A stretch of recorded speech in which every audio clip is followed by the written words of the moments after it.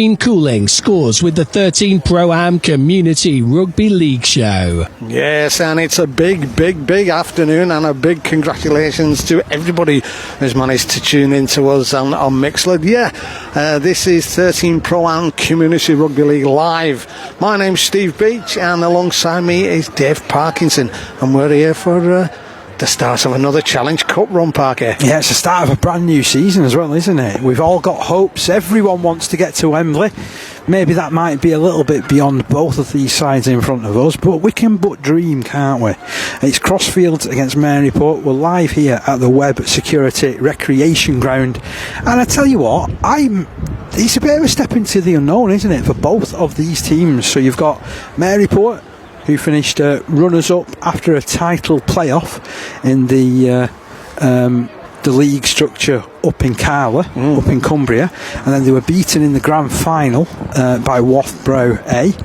And then you've got up against Crosfields, who finished 6th in the National Conference League Division 1, qualified for the playoffs and bowed out against Ince Rose Bridge in the first round of playoffs last year. But the fact that they made the playoffs shows a lot of progression for this club in particular at Crosfields, doesn't it? And progression for both. Yeah, very much so, Parky. To be honest, when we covered that match at Ince Rose Bridge, they were disappointed that they didn't really show up, because we were here at the beginning of last season, and there was some really good stuff that they played, and I think they just let themselves down there at the end.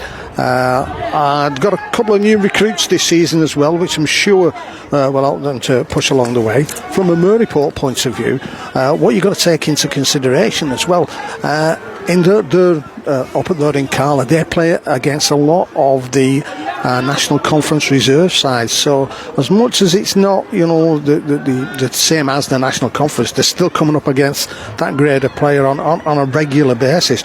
So that bodes well for an interesting competition here.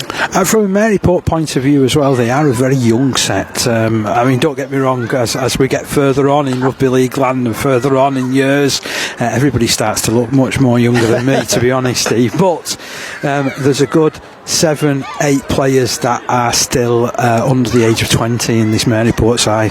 Yeah, I was watching a couple of the youngsters warm up before, just testing things out with short little grubber kicks into the dead ball area to see now, the feel of the turf here at Crosfields, which I've got to say, when we've been here in the past, we've always commented on the game and the pitch as such being really, really good.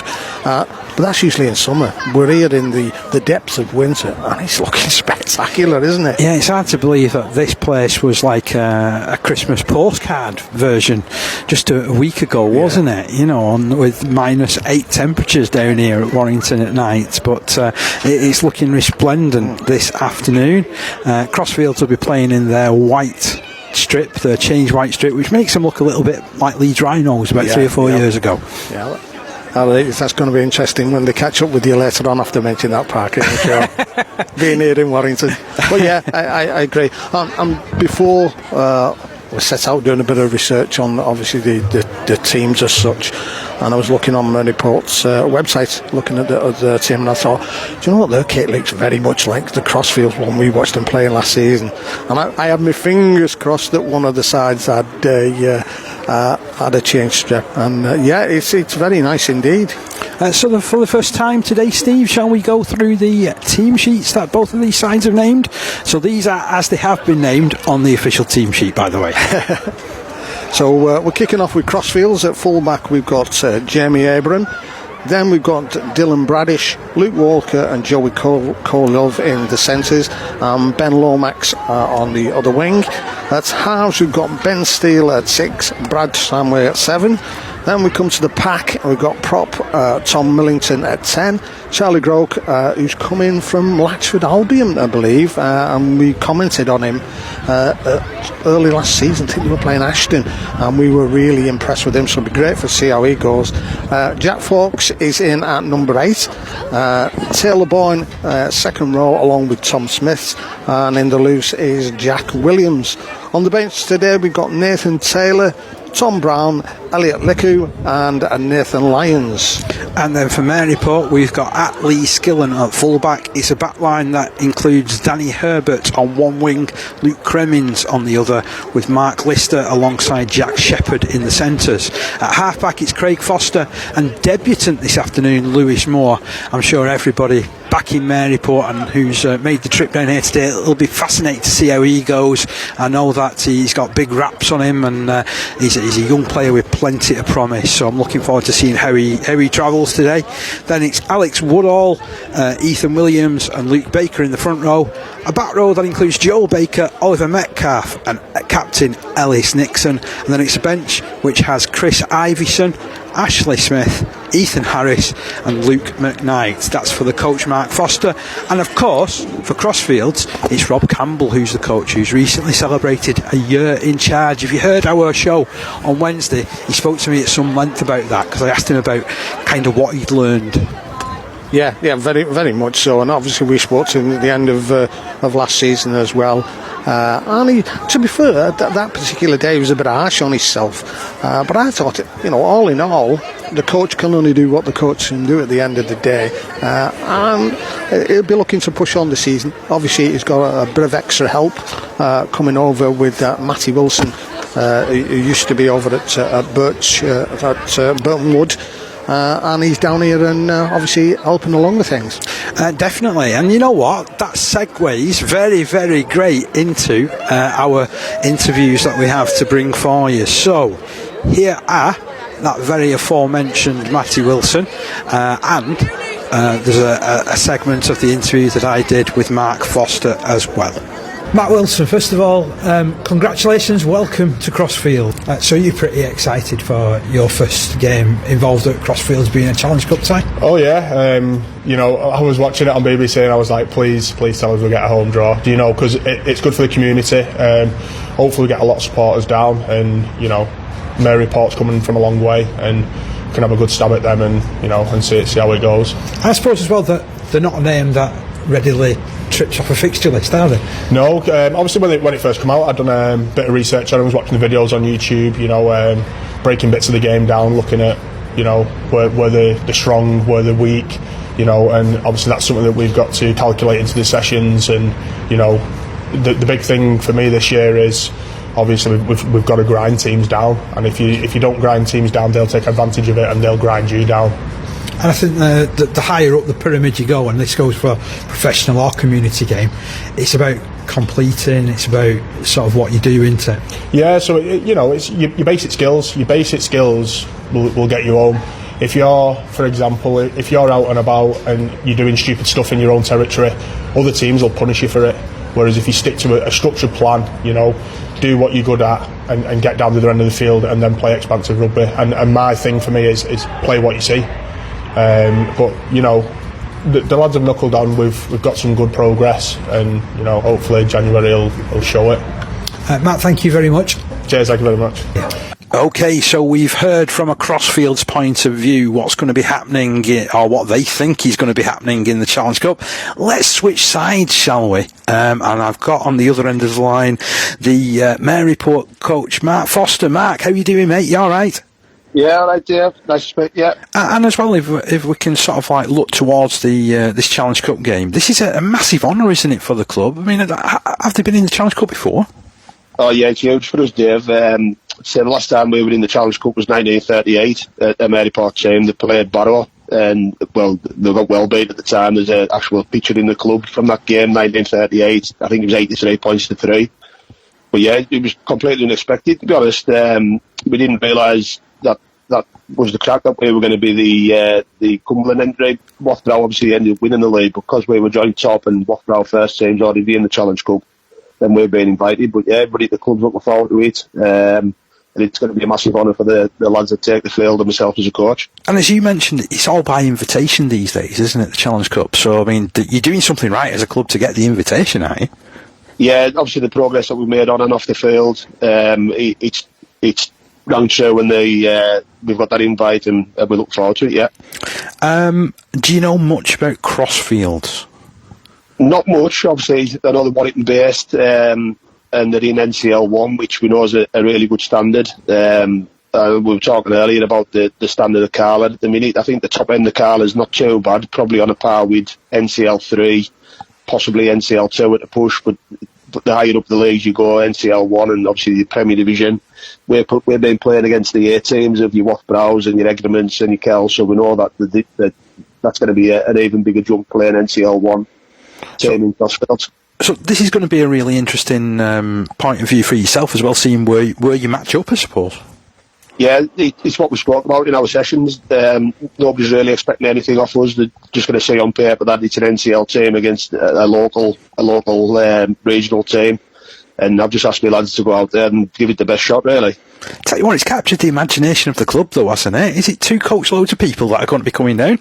Yeah. So the players' bus, it's going to be the squad that's played on the day. Obviously, lads not selected and lads that'll be playing for our A team this year. Our coaches, support staff, and our committee. So I think there's about 52 on that bus, and then we've got another supporters bus of 49, which is full. And I've got a reserve list of 10 or 12 people wanting on that if there was any dropouts as well. So yeah, there's going to be quite a contingent coming down on Saturday. And I reckon there'll be a bit of a convoy of cars as well, won't there? Yeah, there'll be a few. Obviously, I want to get away early doors or want to make the weekend. Obviously, probably looking at another 10, 12, 15 there. Yeah. I mean, that's going to be tremendous, isn't it? I think that we're in for a really good cup tie, in all honesty, to be honest, Mark. Yeah, just like a word on our supporters there. Everywhere we played last year, they travelled near and far to watch us. Our own games, we've got good crowds down, and I just hope that we can do ourselves justice on the day and give them something to cheer for.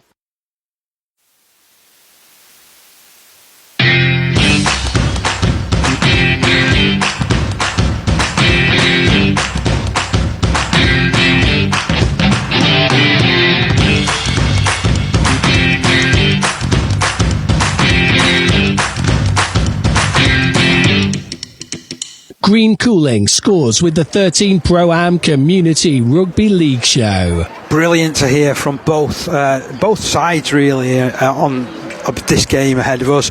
And one thing that Mark Foster was keen to point out is the fact that their fans follow them everywhere. There's a good 100 of them that's made the trip down here today. I'm just looking around here, Parky. We've been here quite a few times, and there's been a few people here, but it's a nice crowd warming up. The balcony at the side of us is absolutely chock-a-block, and below us everybody's getting ready for getting at the side of the pitch, ready for the kick-off. The teams are starting to make their way to the pitch now. They are. So it's going to be our visitors Maryport who take the field first of all, and just a reminder of how they line up. It's 1 Lee Skillen, 2 Danny Herbert, 3 Mark Lister, 4 Jack Shepherd, 5 Luke Cremins, 6 Craig Foster, 7 Lewis Moore, 8 Alex Woodall, 9 Ethan Williams, 10 Luke Baker, 11 Joel Baker, 12 Oliver Metcalf, and 13 the skipper Ellis Nixon. Then it's Chris Iverson on the bench in 14, 15 Ashley Smith, 16 Ethan Harris, 17 Luke McKnight. And now it's going to be led out by their skipper Luke Walker. Crosfields taking the field. They line up with Jamie Abram in 1, Dylan Bradish in 2, Luke Walker in 3, Joe Cowie Love in 4, Ben Lomax in 5, Ben Steele in 6, Brad Stanway 7, and then it's Jack Fawkes 8, Charlie Groke 9, both of those making their debuts this afternoon from Latchford Albion, and then Tom Millington wearing 10, Taylor Boyne in 11, Tom Smith 12, Jack Williams in 13, and it's a bench that features 14 Nathan Taylor, 15 Nathan Lyons, 16 Tom Brown, and 17 Elliot Liku. Our match referee is out on the field as well. That's Lewis O'Brien. And what was really good is that we've had a load of youngsters from the club which have done a guard of honour and helped Crosfields onto the field. Yeah, and that's we mentioned this last year when we were covering Clotface, who embraced this competition, not just as a team, as a club, and it looks as though Crosfields have done exactly the same. Got to say as well, the organisation here from Crosfields for this event has been absolutely spot on. So we're just about ready for the kick-off. It's going to be Dylan Bradish to get us underway. And away we go. It's a deep kick-off.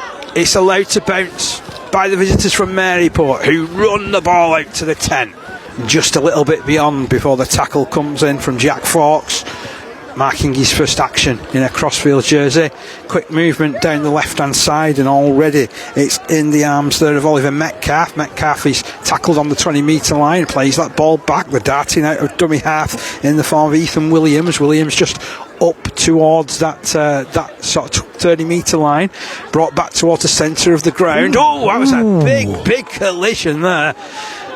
But he's going to be okay. He's got up, he's playing that ball, and it's scooped off to this right side. That's the young halfback with his first pass, Lewis Moore.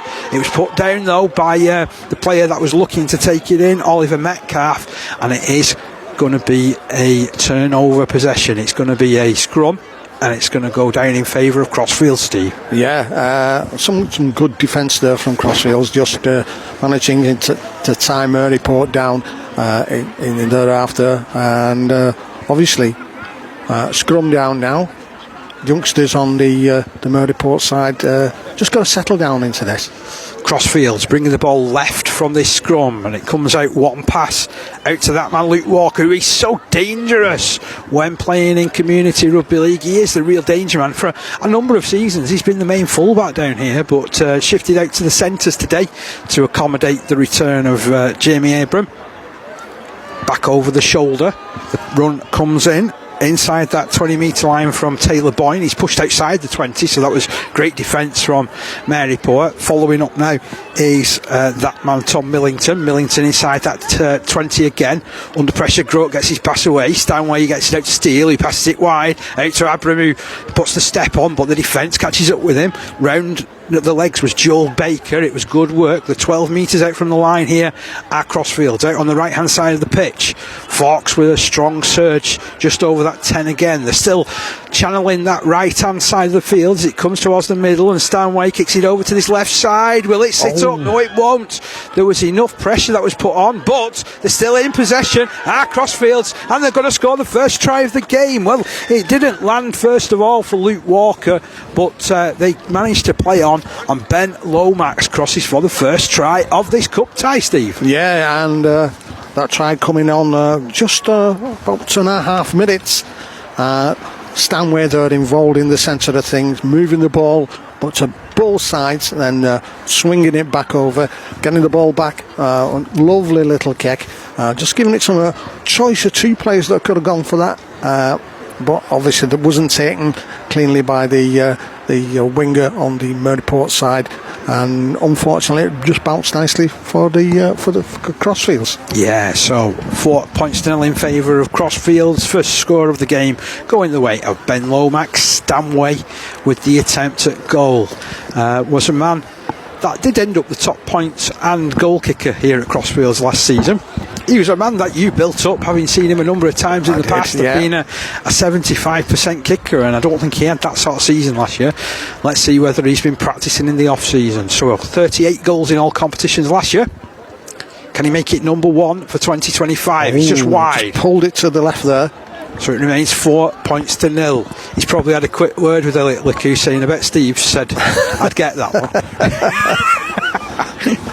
I believe too the hooker that they've got in Charlie Grote for not long, isn't he a bit of a kicker as well? I think he can kick a few goals, yeah. But also as well on the bench from a Crosfields point of view, they have got Nathan Taylor as well, who kicked a few goals last season. So back on the halfway line with Maryport, who'll look to get us back underway. And it's a good kick downfield by Lewis Moore. Crosfields get underneath it, charging back his Fawkes. He bounced out of that first challenge as well, didn't he? So he's over that 20 metre line, heading towards the 30 now. Dropped back over the shoulder there by Steele. Bringing this ball to the left hand side of the field. Now straightening up is Jack Williams. Good run from Jack. Up towards that 40 metre line, plays it to Abram. Abram kicks on the front foot. I always like it when you get a dummy half that can kick, and he's put a great amount of distance on it, and it bounces and bobbles. Skillen has work to do. Skillen brings it down that left hand side, beats the first tackler, almost beats the second. Good yards. But then the challenge came in to stop him from Tom Smith. Maryport back in possession over their own 30 metre line, 10 metres in from the far side touch line. It comes towards the centre. Driven in, powerful surge, but only as far as the 40 metre line. That's first up defence from Crosfields. Pretty strong so far, Steve. Yeah, very much so.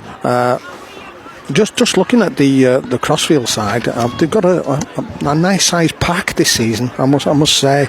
Obviously, Maryport got a few youngsters on their side, but yeah, see how this goes, because Crosfield just coming back into their own half, and Maryport's just getting to the kick. Oh, and they put some pressure on as well, but it's down the ground, picked up by Abram. Manages to get away from the first tackler as well. He's a good player, Jamie Abram, and he passes wide to the try scorer Lomax, who bounces off the first challenge, gets it as far as the 30 metre line away from his own line, 20 metres in from touch, plays it to Abram, who finds Walker on the surge, and he just found that sweet spot, gained a good 15 metres. He'll make a few more as he bounces up out of the challenge. Got a bit of an injury there, a bit of a limp as well. Mark Lister put the tackle in initially, and I think he's struggling there, is Walker. There's Fawkes though, down the middle for Crosfields, inside the Maryport half the field again, 40 metres out from the posts. Groke dummies to the right, brings it left to Stanway. Stanway handing the ball on. Taylor Boyne to play it now, just outside his own 30. Groke onto Millington. Good surge, great tackle as well, gotta say. Superb hit low down there from Ellis Nixon, the skipper. Kick goes high off Stanway, and again they contest it. Lomax has it. Lomax, can he reach out for another? Tackling. It's a really good challenge. Tackling. Really good tackle there from Maryport to keep their line intact. Yeah, I think that Stanway's got the measure of this. You know, it's putting these young wingers and centres under some pressure, but held the Crosfield player up really well then. Did Maryport. Tell you what, he spilled it. Maryport have lost the ball under the pressure of the challenge. It was a fantastic hit right underneath the ball, just in that area of the rib cage where everybody hates to get tackled, and where it can make any ball like a bar of soap. It just popped out. It was a superb hit, and Maryport are under a little bit of pressure here. Yeah, Crosfields have just put a little bit of pressure on here, spending time down into the danger area as far as Maryport are concerned. They've done a little bit of a swap round here at the scrum, so Groke has gone into loose forward, so look for him to get his hands on it as it comes out at the base. They've gone blindside again to Stanway. Stanway throws it, but it goes in behind Abram, who manages to get back before falling over his own feet, really, didn't he? But the tackle came in from Moore to stop him. Moore follows up again with another good tackle around the midriff to stop an on-rushing Crosfields player. The 15 metres out from the line, though, the hosts up by 4 points to 0. That's a loose pass picked up by Steele, who gets away from one, gets away from two. Got players on his right here. Space on the right side, and it's used that. He's that right wing as well. But the tackle comes in, they force him back in field, and he'll have to play it 10 metres from the line, about 20 metres in from touch. He still manages to struggle and make a couple of metres. Grote goes, puts it to the right, they're in, and they're over, and it's that man Tom Smith who's crashed his way through for the second try of the game, Steve. Putting the pressure over there on the right hand side. I mean, to be fair, I thought initially they may have gone in because the space was there, turned it back inside, but then went over again to that right hand side, adding the pressure which they've been putting on for this last 5 or 10 minutes or so, and it's come up trumps again. It was a really good movement down that right side. Pass was to perfection, and Smith, too big and powerful, too hard to stop from close to the line. 8 points to 0 in favour of Crosfields. Another opportunity at the goal as far as Stanway is concerned. 8.5 minutes or so, Parky, that second try came on. So got to say, for Maryport, they've got to try and at least spend a little bit of time in this Crosfield half and see what they can do. It's been unfortunate for them so far, though, isn't it, in the fact that when they have got the ball, they've either been bringing it from right on their own line, which is so difficult a position to come out from, which means that even if you can get away from that area, you're generally kicking it from inside your own 40. Stanway lining up for his second kick of the afternoon. Can he open his account for this season? Comes in, right foot, and now he's just pushed it to the left hand side. So obviously I'm jinxing Mr. Stanway again this season. He'll be banning you from Crossfields. Don't come and see me, Steve. I can't kick for toffee when you're here. 8 points to 0 in favour of Crosfields. It's been a good start for them. It has, yeah, very much. They've just got to find some way of getting down the ground. And it's easier said than done, isn't it? It is, yeah. And what we've got to realise, Parky, I mean, to a lot of these teams, well, not just these teams, but a lot of teams who are playing now, these are probably the first competitive games that they've played this season. Oh, definitely. So a lot of them will be ring rusty anyway. Fawkes runs it over the 20. It was a big hit heading his way, though. There's definitely a size advantage in the pack for Crosfields in this game. There's one or two big lads, but there's a lot of young players in this Maryport lineup as well. They managed to stop Millington on his own 30-metre line.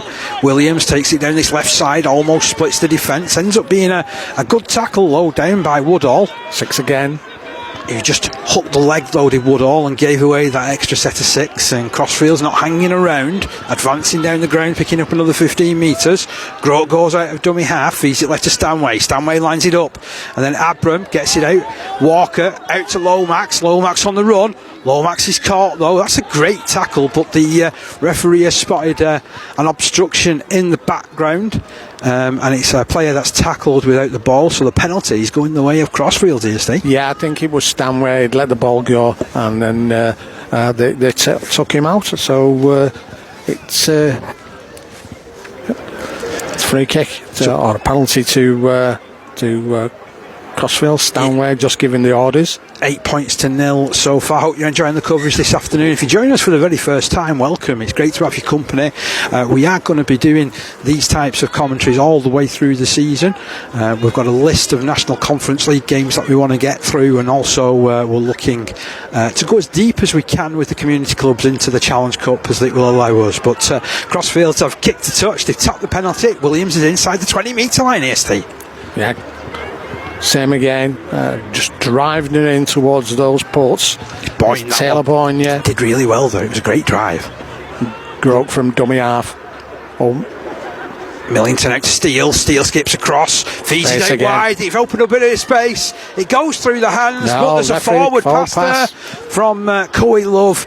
It had opened up perfectly, though. They'd used the numbers brilliantly, haven't they? Little bit casual there, I think, Parky. I think they thought, they thought, oh, we're in here, no problem.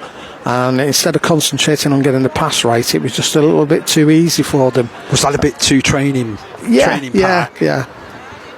And not enough game day mode. Yeah, and that's where they've got to just knuckle down a bit. Let's see if Maryport can launch an attack. They're just 10 metres away from their own line, looking to make the hard yards from the base of this scrum. Moving into dummy half is Ethan Williams. Williams, he's a runner, isn't he? He likes surging. And he's won a penalty as well. That was great work from him. Yeah, not squared dummy half. And he spotted it. Big kick to touch coming in from Luke Cremins. He was a player that made 8 appearances last season and scored 4 tries.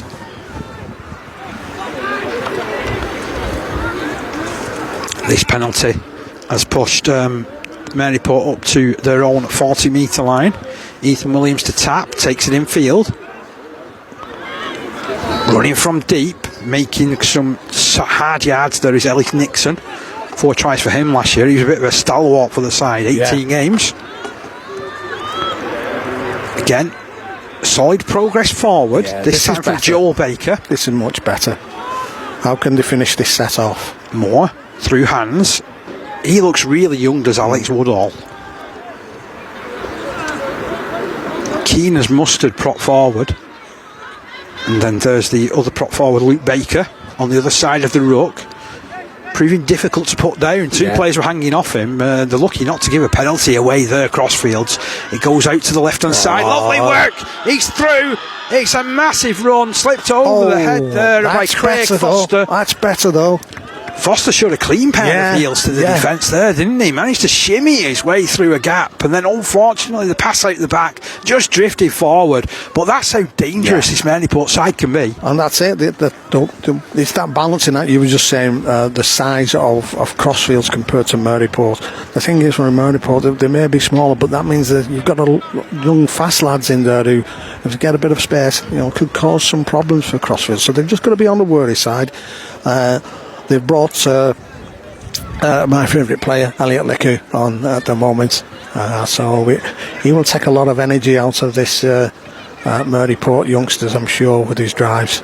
Yeah, he's got some subtleties about his game, though, isn't he?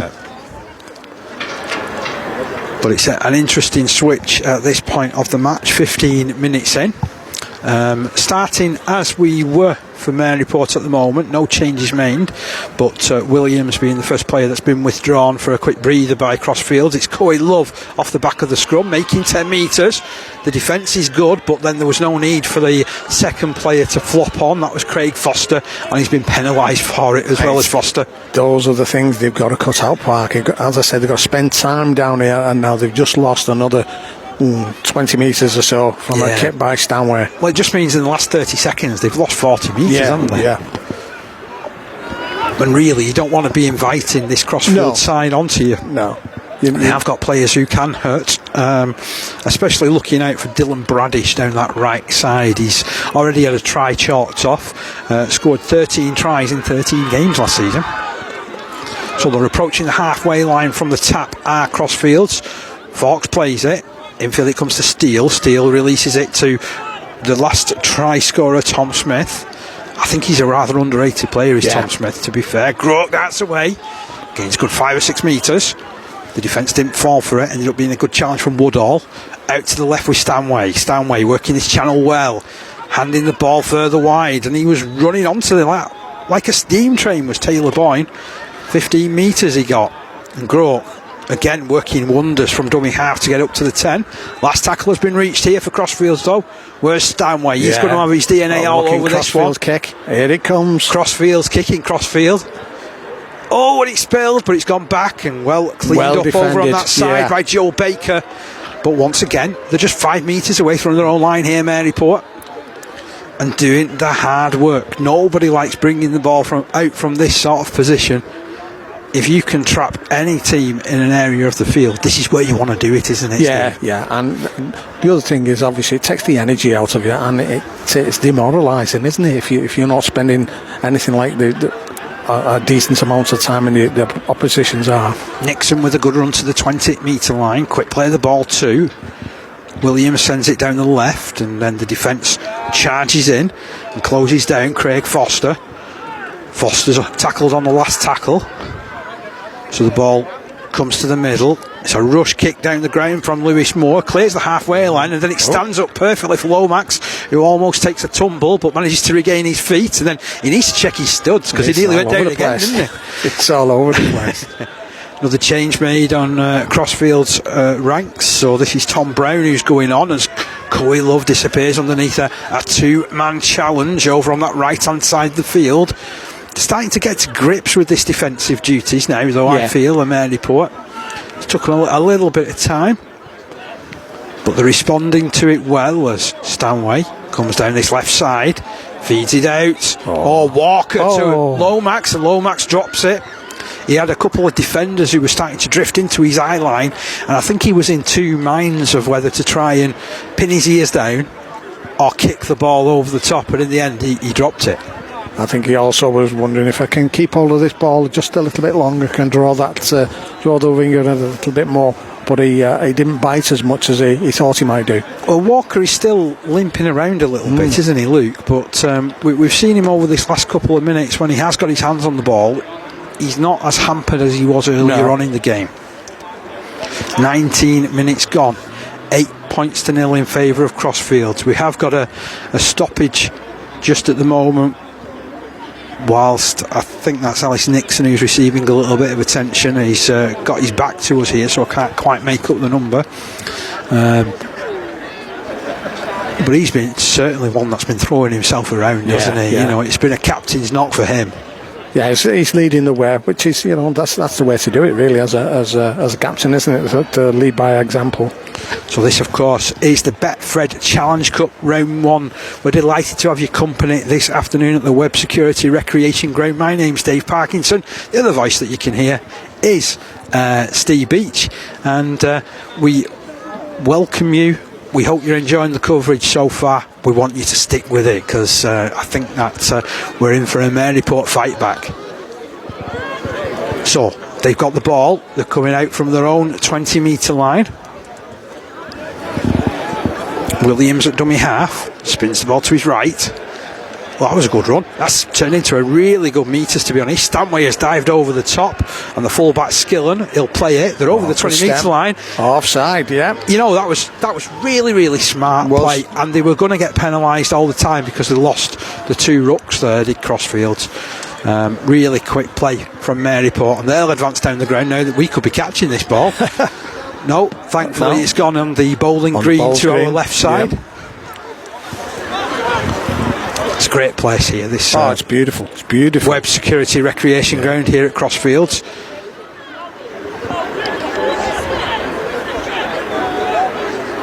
So what's Chris Ivison's gone on, passes the ball to his left.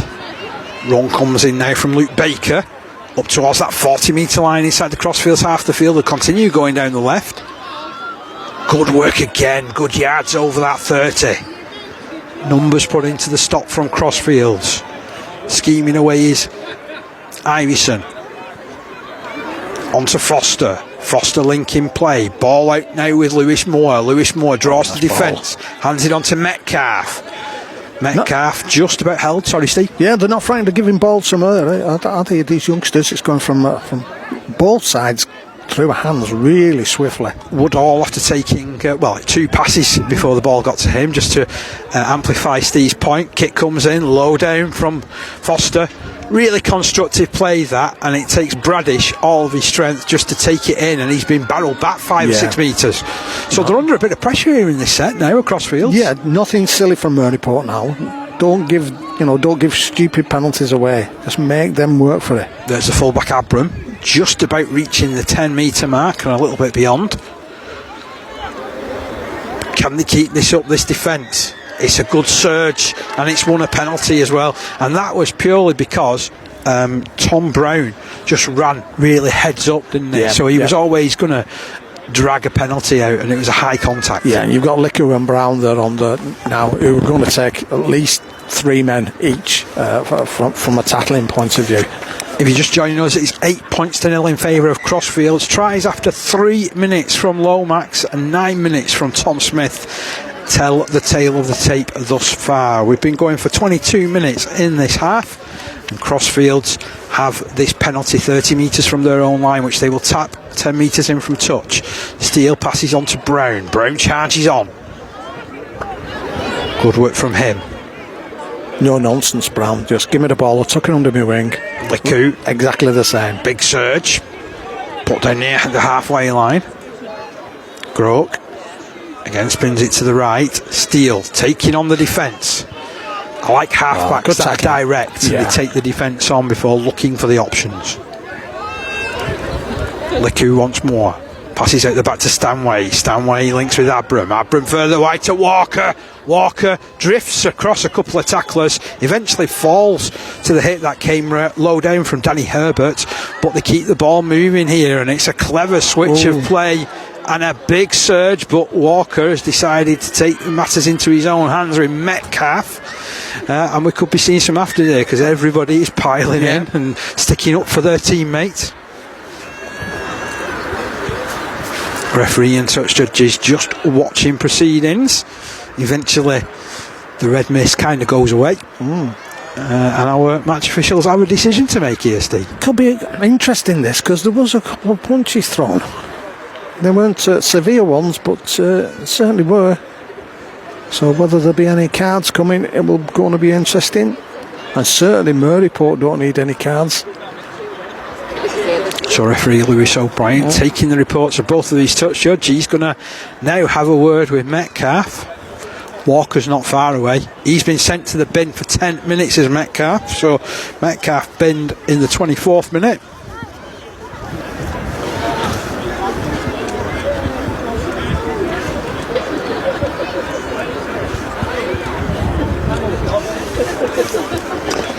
Is he going to be the only man to serve the punishment?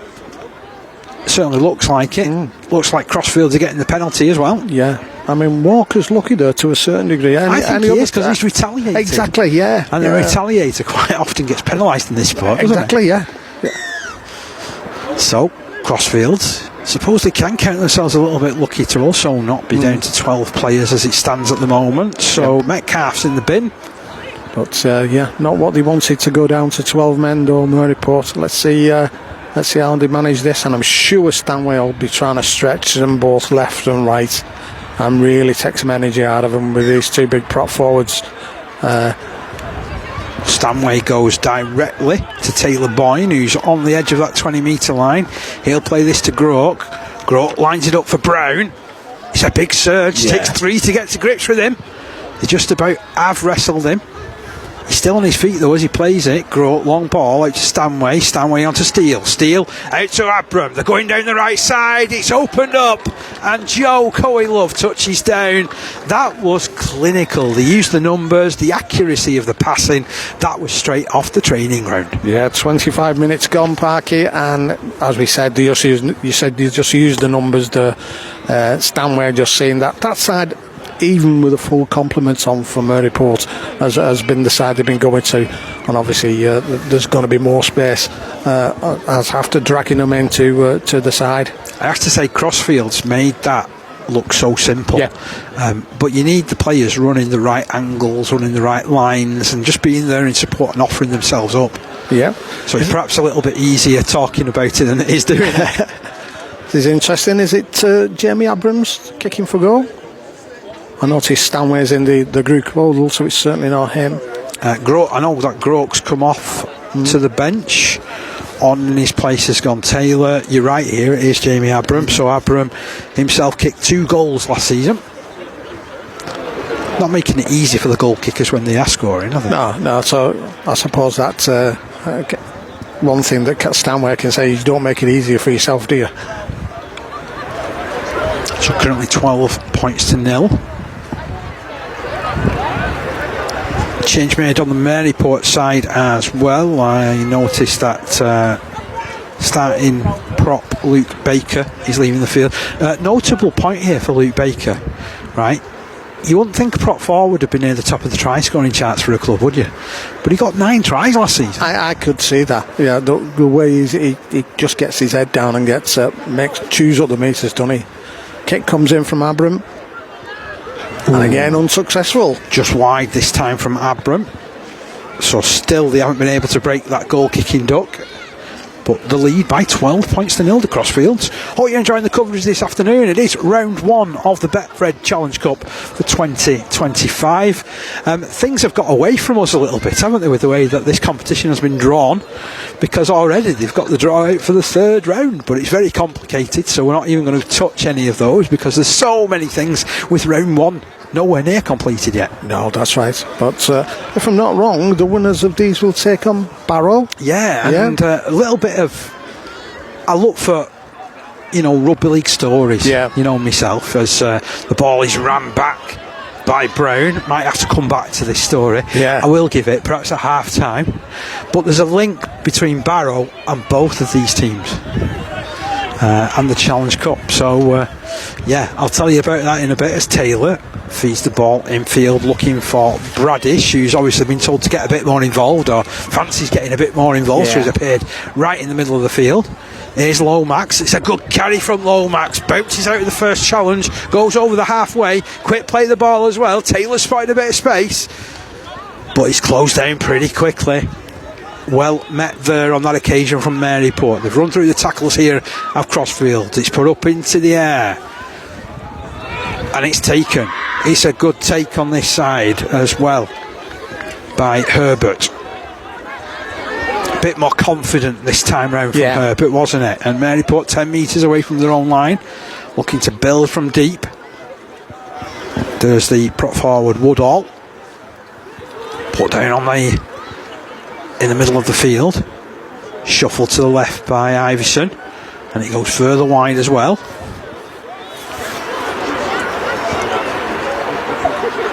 Still inside their own 20 metre line, but Iverson manages to smuggle his way over that 20. They've run through the tackles though. It's been great work this set from Crosfields, and they put enough pressure on as well to ensure that ball barrels out of play on the full. So it's going to be turnover possession for Crosfields, just 20 metres away from the try line here, Steve. Yep, and will they put the same moves on again?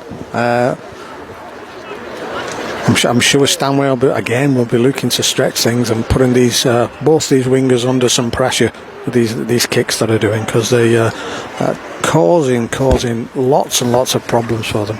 Nathan Lyons is the latest player to get his name on the field, as Joe Coey-Love takes the carry for his side, put down on the 20-metre line. Managed to go a little bit more central. Steele drops it back over his shoulder, looking for Liku, who barrels forward to the 10. Taylor to his left to Millington. Millington out to Stanway. Oh, he was under pressure, got the ball away. Boyne! He's just going to be stopped short. Good defence. Can they keep him out here? Well, Abram has managed to sneak his way over from dummy half. It was too much for them to contend with. Woodall did his level best to get underneath the man. So too did Moore, but he had a little bit too much momentum there, and they've crossed for their fourth try. Have Crosfields to make it 16-0. Yeah, on the half-hour mark, the pressure telling again. After a really good defensive tackle there, just couldn't get settled. Really quick play the ball there from Crosfields, and they've gone in, and as you say, it's the fourth score of the afternoon. It's going to be is it going to be Dylan Bradish going to have a shot at there's going to have a go at kicking the goal this time. Well, we know him from a try scoring point of view. Didn't kick any goals in the National Conference League last year. That's not to say that he isn't a kicker of quality, having said that. Yep. So this to try and make it 18-0.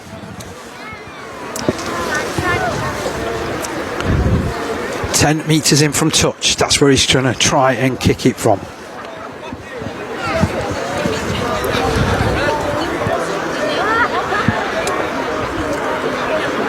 It's just lining things up.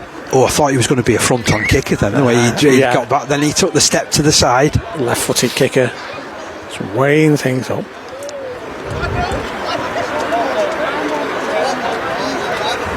And he comes. And looks like the first goal of the afternoon. It's a cracker as well, is that, to be honest, from Bradish. 18-0. And at the moment, it's a lead that Crosfields have deserved. They've been that bit more clinical, haven't they, when they've been in that position? I think that's the word, Parker. They've gone through the correct processes, and when they've got this in that danger area from a Maryport point of view, Stanway's stretched them left and right. You've got two props who are on at the moment who are just driving and churning up the metres. And I suppose really we've also only seen perhaps two plays inside the 20-metre line, I'm thinking, or where sets have ended. We saw when Foster went through, didn't we, earlier for Maryport, and the pass just wasn't quite there for his support, and then we saw a decent kick as well, didn't we, go into the in-goal area, which Crosfields were able to recover possession from, and then they were able to get a penalty off the back of it, and let's be honest, they haven't looked back since. No. Here's Millington working on the back of an amazing Liku charge as well. Big run from Liku there, made good yards, took a lot of players with him as well. Taylor and Iverson meeting headlong there, the 2-14s, but they've got it wide again here. Abram, can he escape with the tackle? No, he can't. Nixon comes up with an absolute stormer there. Good defence. Now what can they put together to spend some time down in this Crossfield half? You know what, I get the feeling that Ellis Nixon has put that much into that tackle, and it was an absolute barnstorming hit. He's got up, he's a bit worse for wear from it, isn't he? He certainly is. So it's Crossfield's turn to do some defending. Iverson spins the ball to Woodall, takes that hit as well as Woodall, clambers up to his feet. There's a bit of fire in the belly. It's good to see that it means so much to these players. The very first game of the season, of course. And let's be honest as well, we're still a couple of months away from the league starting for both of these respective teams, aren't we? Only in March as it starts. Forster, ambitious pass out to the centre, down that left side. Jack Shepherd does well to get out to the 40-metre line. He'll play this ball now. Move back inside, two passes. The defence is pretty solid as well. I get the feeling, I think they need to put 3 passes together with the way that Crosfields defence is moving up. It's pretty solid. Last tackle, little chip over the top from Foster. Well gathered in from Bradish inside his own 40-metre line. He's worked himself into a little bit of space, brushes through 2, gets to the halfway line. Good metres. I think he's thought he's a prop as he brings it directly down the middle, plays it quickly to Taylor, who passes wide to Stanway, who gets it further wide to Walker. Walker thinks that he's got the measure of the players, but that's really, really good tackling from Matt Lister in particular. Brings him down on the 40-metre line. And there's a couple of players that are again a little bit worse for wear. Referee's whistle has sounded. Yeah, what's happened here? Touch judging from the far side as well. He's having a word with Stanway, who's informed him that the referee, the touch judge, has got some information. So once again, it's a decision to be made by our match official, Lewis O'Brien. I don't think it's anything. I think it's just play on by the looks of things. Ooh, that's not a good look for Maryport either. Foster's really favouring that leg, isn't he, over on the far side? Looks like he's taking a hit to his hip. That's why I walk in the morning. As Liku tucks the ball under his wing, drives forward for the 30, 20 metres in from touch. I'd walk like that if I was hit by Elias Liku and all that. Good surge forward once more from Tom Brown. Brown and Liku have had absolutely barnstorm since they've been on. He's made 20 metres there, Brown. And slipped it at the back to Taylor. Taylor taking them on through the middle. 5 metres out from the line now. Is it building for a 5th try here for Crosfields? It goes left to Stanway. Stanway just delayed his pass. They're driving through, and Taylor Boyne goes in for the score. Once again, the scoreboard has moved on. It's now 22 points to 0. Yep, and again, setting up the 2 props that are on, as we were saying, setting things up on 37th minute. Lovely little pass there from Stanway, just a short little, held it just a little bit for a moment, got the gap, and Boyne went over. So they're back up to the full complement, Maryport, but they still have conceded. So 22 points to 0. I think as Matt Foster, the Maryport coach, was telling us, though, he was saying that he reckons at the top end of the CARLA League where Maryport compete is probably NCL Division 2, Division 3. Obviously Crosfields have been playing NCL League 1 for a couple of years now. Yeah. I think he's possibly right there. Stanway coming in, seeing if he can get his score on there. Oh, he can. And he can. That's his account open for the season. 24 points to 0 is the score. Stanway 1 from 3. Just a couple of minutes out from the break. Hope you're enjoying the coverage this afternoon that we're bringing to you. We'll be around various community grounds over the course of the next 9 or 10 months, telling the story of the season as it unfolds. We've also got our weekly show on a Wednesday on this very Mixler channel, by the way, but we've also managed to get it on Apple, if that's where you download your podcast from. Yes. iTunes, yeah.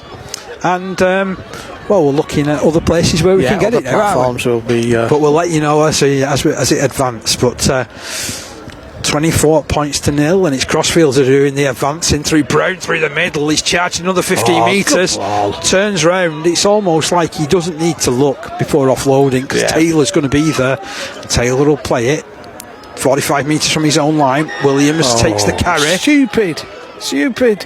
What's happened, Steve? Within the tackle there, he's just got up from the tackle, the Maryport player, and as the receiving dummy half has gone on, he's nowhere near onside. He's just pulled him back, so consequently the penalty's gone to Crosfield, who've just chewed up the meters once again from Stanway. Yeah, they're down the ground once more, approaching that 20-metre line. Taylor moves into dummy half, puts it onto Williams. Williams with a forward-looking pass, to be honest. Dubious at best.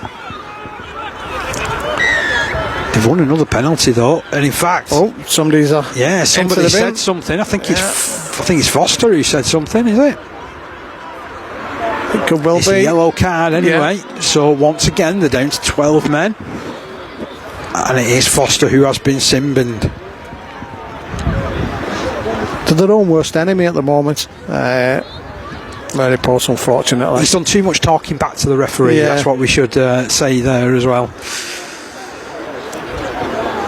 If he's that keen, I know that they've been having referee courses in Cumbria, to be fair. The ball's gone loose. It has been knocked on. Yeah, and it is a knock on that one. Well forced. Yeah. Great tackle from Maryport. They trail by 24 points to 0, but there's no denying their spirit. So going to see you get their heads together and at best see if they can get down into this Crosfields half and at least see if they can go into half time a little bit more positive. Can't be long off half time now. Yeah, we're in the time added on by our match official now at the end of the first half. It's gone past 40 minutes by our stopwatches. Maryport in possession. The referee brings the whistle to his mouth. And there is half time, 24 points to 0. Well, it's been a tale of 5 tries this first half, Steve. So Stanway was the man to unlock the defence first of all with a kick wide, which ended up with Lomax going in. He was unable to convert. 4 points to 0 after 3 minutes. Then in the 9th minute, Tom Smith finished off some good approach play to make it 8 points to 0. Again, Stanway couldn't add the extras. It was looking like Maryport was starting to make inroads into the side. They did have a couple of good periods in the game where Foster made a break on the left hand side, but his pass unfortunately couldn't find his own support play, and then there was a couple of interesting kicks which went in behind for Jamie Abram to deal with, and he did. And then unfortunately at that point Maryport, as you said, at times they have been their own worst enemies. They gave a penalty away, ended up having to defend back on their own half. Metcalf then found himself sin-binned after 24 minutes. Crosfields didn't need asking twice, so Joe Coylove going over on the right just a minute after that yellow card was shown. Jamie Abram following that 5 minutes later. Bradish opened the goal kicking account as far as Crosfields were concerned, and at that stage it was 18 points to 0. And then just 3 minutes away from the end of the first half, Taylor Boyne finished some good approach way from Brad Stanway to cross at the side of the post. The conversion was good from Stanway, 24 points to 0. And then just before half time, Foster said something that he shouldn't have done to the referee. He's got himself sin-binned. That's your tale of the tape, Steve. What's your thoughts? Yeah, from a Crossfield point of view, I think it's been an half of where they've got to thank their certainly got to thank their forwards, because I think for the first 20 you got Millington and Fox who were on there who put some good meters in and took a lot of energy out, and then you got Tom Brown and Elliot Licker who have come on for the last 20 or so. And have been immense, absolutely immense. They've chewed up the ground. You've got Brown there who is managing to get little offloads and players on the back of it, so they're again chewing up the meters. You've got Stanway in the middle who, you know, we talk about what I say about his goal kicking, but his in-play kicking, you've got to give him 10 out of 10, because he's absolutely had both wingers on a string from the Maryport side of things. He's put them under so much pressure, and he's spotted the gaps. He's drawn the team left and then right, and then when he's got the numbers, he's put his wingers and centres in. From a Maryport point of view, I actually think when he's been able to get his hands on the ball, at least Gillen looks like he could be quite dangerous. So for me, they've got to try and work some way for getting that. Lewis Moore hasn't let himself down on debut. I think that again, he's another player that will develop. We've seen the likes of Ellis Nixon throw himself around, and Alex Woodhall. Luke Baker was really good until he went off with a little bit of a knock. And then the 2 9s that they've used, so Ethan Williams and Chris Iveson, have both looked quite sparky, but they're off the mark, aren't they? They're off the pace, and we'd expect teams to be off the pace at this time of year, to be fair. And it's a real challenge, and it's something that I know that Maryport were really keen on. Right, while everybody is still in the middle for half time, we're going to take a quick couple of minutes break, but don't go anywhere, because you may have heard some interviews that we brought you a little bit earlier, so we're going to replay those again and come straight back to you for second half coverage. Matt Wilson, first of all, congratulations, welcome to Crosfield. So you're pretty excited for your first game involved at Crosfields being a Challenge Cup tie? Oh yeah, I was watching it on BBC and I was like, please tell us we'll get a home draw, because it's good for the community. Hopefully we get a lot of supporters down, and Maryport's coming from a long way, and can have a good stab at them, and see how it goes. I suppose as well that they're not a name that readily trips off a fixture list, are they? No, obviously when it first came out, I'd done a bit of research. I was watching the videos on YouTube, breaking bits of the game down, looking at where they're strong, where they're weak, and obviously that's something that we've got to calculate into the sessions. And the big thing for me this year is obviously we've got to grind teams down, and if you don't grind teams down, they'll take advantage of it and they'll grind you down. And I think the higher up the pyramid you go, and this goes for professional or community game, it's about completing, it's about sort of what you do, isn't it? Yeah, so it's your basic skills. Your basic skills will get you home. If you're, for example, if you're out and about and you're doing stupid stuff in your own territory, other teams will punish you for it. Whereas if you stick to a structured plan, do what you're good at and get down to the end of the field and then play expansive rugby. And my thing for me is play what you see. But the lads have knuckled down. We've got some good progress, and hopefully January will show it. Matt, thank you very much. Cheers, thank you very much. Okay, so we've heard from a Crosfields point of view what's going to be happening, or what they think is going to be happening in the Challenge Cup. Let's switch sides, shall we? And I've got on the other end of the line the Maryport coach, Mark Foster. Mark, how are you doing, mate? You all right? Yeah, all right, Dave. Nice to speak, yeah. And as well, if we can sort of like look towards the this Challenge Cup game, this is a massive honour, isn't it, for the club? I mean, have they been in the Challenge Cup before? Oh yeah, it's huge for us, Dave. So the last time we were in the Challenge Cup was 1938 at the Maryport team. They played Barrow, and they got well beat at the time. There's an actual picture in the club from that game, 1938. I think it was 83 points to 3. But yeah, it was completely unexpected, to be honest. We didn't realise that was the crack, that we were going to be the Cumberland entry. Wathrow obviously ended up winning the league because we were joint top, and Wathrow first team's already in the Challenge Cup. Then we're being invited, but yeah, everybody at the club's looking forward to it. And it's going to be a massive honour for the lads that take the field and myself as a coach. So it was a massive honour. We've been joined or rejoined on the field by our sides. So you're not always guaranteed 10 minutes, are you? No. For a half time. So both sides back on the field. It's going to be Maryport who will kick off this second half, kick into Crosfields, who will be attacking towards the end where the clubhouse is. For those people that know the geography down here, if you've never been here before, I'm not quite sure how to describe it really. There's a big main road, isn't there, at the end, which Crosfields are going to be attacking, and there's like 2 or 3 other rugby fields and football fields at the end that Maryport are going to. They've kicked off of Maryport, and here's Jack Fawkes with his first carry of the second half, and it's a big one, but an even fiercer challenge from Nixon. And he's forced an error as well. Fantastic work from Nixon, that. Yeah. I think Maryport's their goal, first and foremost, is let's see if at least we can win the half. We might not be able to win the match, but let's see if we can win the half, which will give us some confidence and give them some confidence going forward.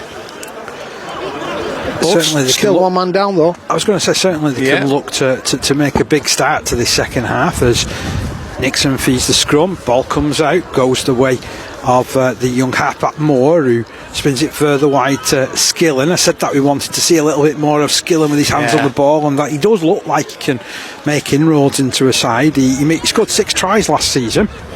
Comes back towards the middle, and the carry comes in from Mark Lister. Oh, and there's a penalty here for Maryport. Hands in as the ball came free. There was a good 3 players in the challenge as well, to be honest. Tap taken. Ball spun out to Nixon. He then finds further wide Joe Baker. Baker tries to go over the top of two players there. He was another player that was featured high on the try scoring list last season as they go down the blind side with Iverson. Iverson pinches a few more metres. They're getting closer towards the try line. Can they get themselves over? Baker links to Nixon. Nixon goes to Woodall. Woodall had nowhere to go to. The middle defence had moved up so quickly on him. So he'll play the ball again on the 10 metre line. Nixon keeps this going. Good ball from Moore. Out to Skillen, who steps and steps again.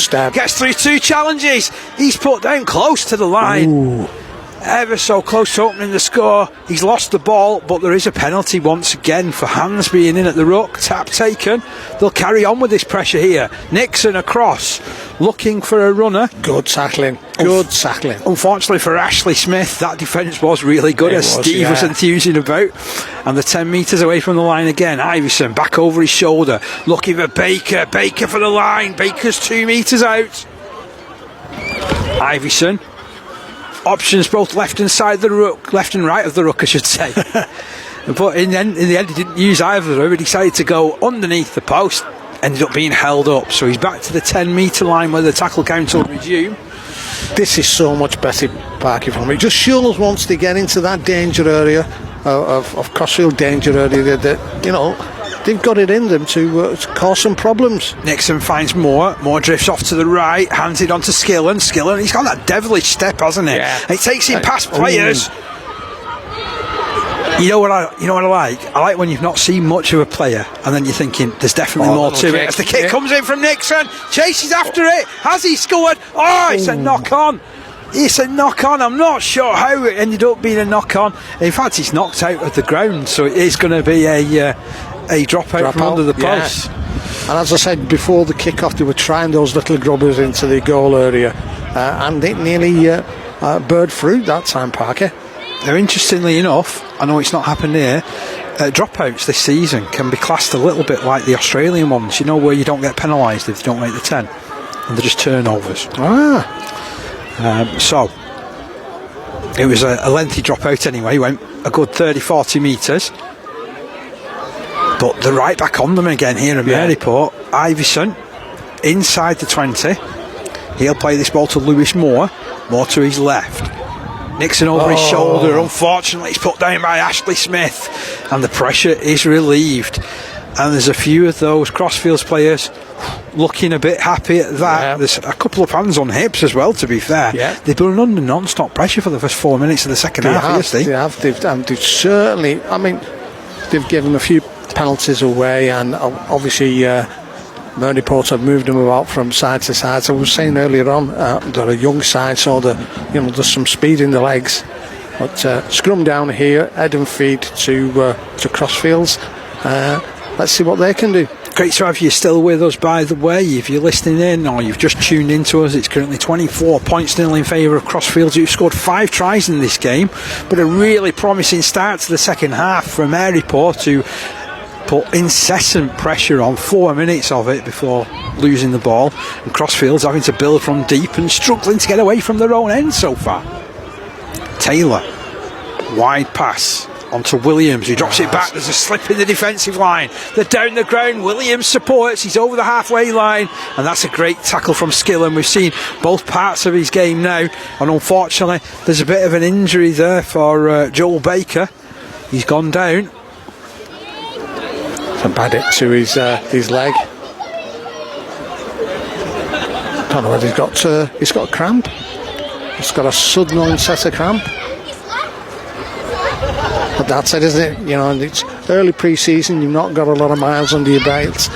You're back into a full contact. Absolutely superb pitch, as we were saying before, and so easy for things like that to kick in. So Crossfields, they'll now continue this set. Stanway passes, inside pass from Steele. Millington to play it. Ball on this right with Steele. Steele just lays it on. Lovely ball. He's charging through. He's got support as well. Jamie Abram will go over, and that was a great pass and an even better run from Nathan Lyons, straight to the fullback, and then he handed on to his own fullback, and Jamie Abram scores the first try of the second half, which comes after 6 minutes of this period. Crosfields driving out of their own half there. We're making very good yards up to the cramp injury there to the Maryport player. Then straight from there, ball over to the right hand side through hands.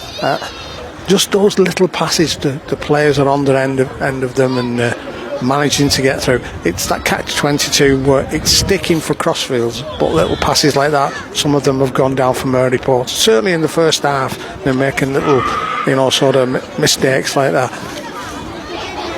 And it's Stanway to have another crack. Can he make it 2 from 4? Currently 28 points to 0 now in favour of the National Conference League Division 1 side. I said I got a story and a link between both of these sides and Barrow.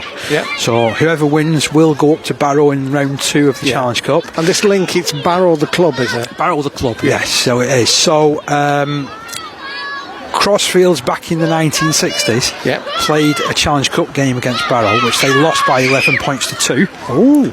And the chairman of Crosfields now played in that game, so there's a bit of synergy there, isn't there, about him going back to Barrow? It certainly is. And then obviously the other link is one that Mark Foster talked about as well, which was the fact that Maryport, the last time that they were in the Challenge Cup, they played against Barrow. So there's this, Barrow is everywhere. All roads lead to Barrow. Yeah.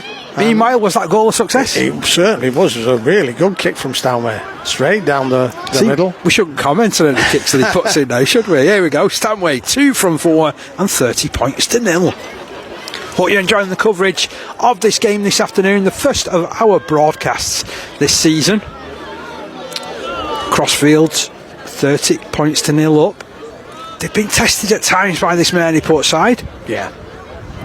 But as you mentioned, these prop forwards, they all offer something slightly different. They do. And they're having immense games. Yeah. But having said that, one of them has just come up with a knock on. Tom Millington, I believe that's the first commentator's curse of the year, Steve. We're marking them down. Yeah, don't forget, if you are listening to us and enjoying the commentary, give us a like, just smash that, smash that like button, or and we have got a like button, haven't we? We've got a love button. Yeah, we've got a love button. Send us a love. Send us a heart. I think that's the word. Send us a heart. So just waiting there, just till the scrum goes down, head and feeds to Maryport. Now, what can they make from this? Can they get on the scoreboard?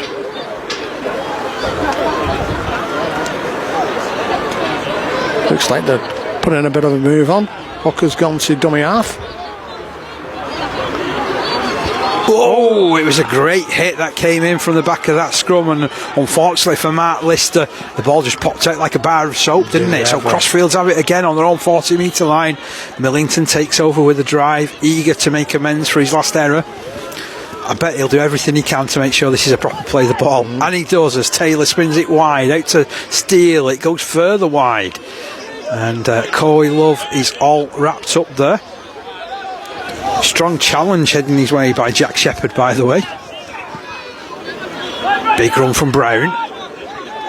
4 men in the saddle there. Luke Baker's back on the field as far as Maryport is concerned. Taylor darts away, links with Steele. Steele's through, turns it back on the inside to Taylor. Has he got enough? It's a brilliant tackle from Ellis Nixon. Final tackle. Draws him down ever so close to the line, but they're still moving it through hands down this right side. Can he crash his way through? Has he got underneath it? Yes, he has. The tackling there. Good defence. The defence there from Ethan Williams was heroic. Brilliant for Maryport. He somehow managed to hold up the man who was going over and looking every day like he was going to get a try, Nathan Lyons. Once again, though, Crosfields just using soft hands in the passing, having support, somebody there on the shoulder. Just absolutely blazing forward, but credit there to Maryport. That could have been a certain try by the looks of things. just shows the spirit that they have within the ranks. Superb work from Maryport. That tackle from Nixon, and it's not the only one that he's done this game, that was inspirational. Baker, meanwhile, 15 metres from his own line. Oh, the arms came free. Referee said held, unfortunately, before he could slip it. And then some short yards made there by Ethan Harris, who made 12 appearances last season. Coming forward now is Smith once more. I want to say a 15-game veteran, but he doesn't look like he's more than about 22. Kick comes in from Foster. Decent kick, it'll bounce, it'll bobble. He's knocked on. It's been picked up by Lister. Lister putting his head down, heading try-line bound, but he's brought down with 30 metres to go. Maryport flooding forward. Foster feeding it down the right-hand side. Run comes in by the number 12, Metcalf. It was Simbin to Simbin then.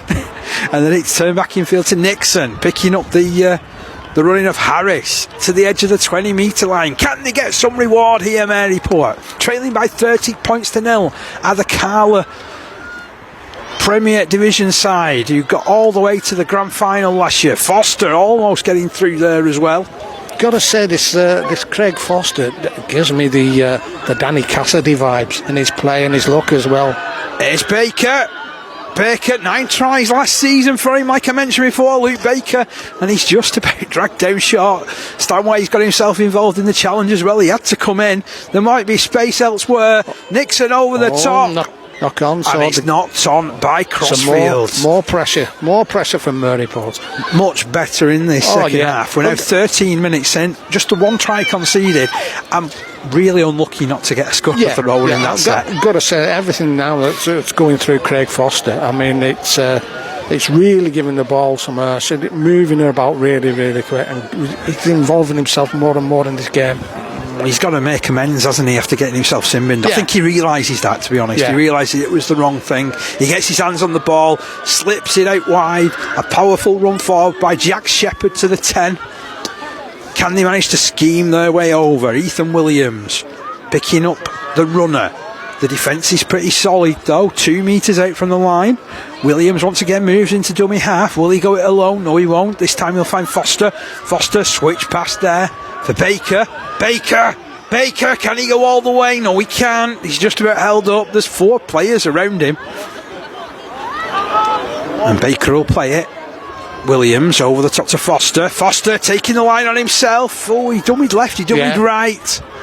Any sort of pass there, and I feel somebody would have scored. He took it on his own now, but it comes wide to Nixon. Further wide to Skillen. Skillen drops it back over his shoulder. Here's Lister. 2 metres out from the line. Very quick play the ball here for Williams. Williams trying to smuggle one from dummy half. He stopped on the line. It's valiant defence as far as Crosfields are concerned. Good sliding defence there from Crosfields from both sides. He did well there, Charlie Groke. We praised the defence of Ethan Williams a couple of minutes ago on his own line. We've got to do likewise for Charlie Groke there. How much has this taken out of the tank though for Crosfields? Well, you've always got the chance of coming up with an error after a heavy defensive set like that, haven't you? So perhaps, as you'd expect, Crosfields not doing too much with the ball. No silly penalties now from Maryport. Here's Walker. Made them work. Up towards the 20 and just a little bit beyond with that carry. Groke spins it wide. Millington took that ball really well. It was a dipping pass. Crashes beyond the 30. Groke again, this time kicking from dummy half. Decent enough nudge forward as well from the former Latchford man.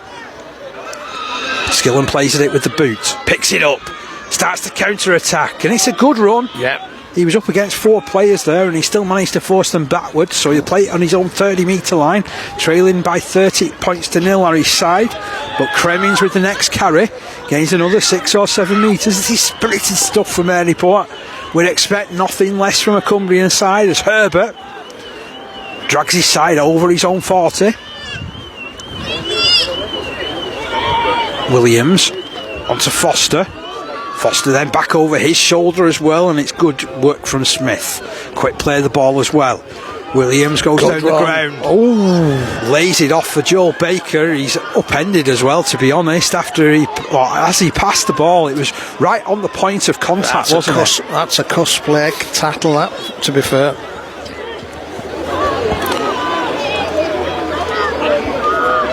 So the player is grounded. Referee going over just to see how he is. Are we going to see something further on the back of that? I love the debate here between Stanway and Cassidy. Foster. Obviously, they're both getting in the referee's earshot. So currently 30 points nil. Just the one try so far this second half through Jamie Abram, converted by Stanway. That was to add 2 tries in the first half by Lomax, Smith, Coy Love, Abram and Boyne.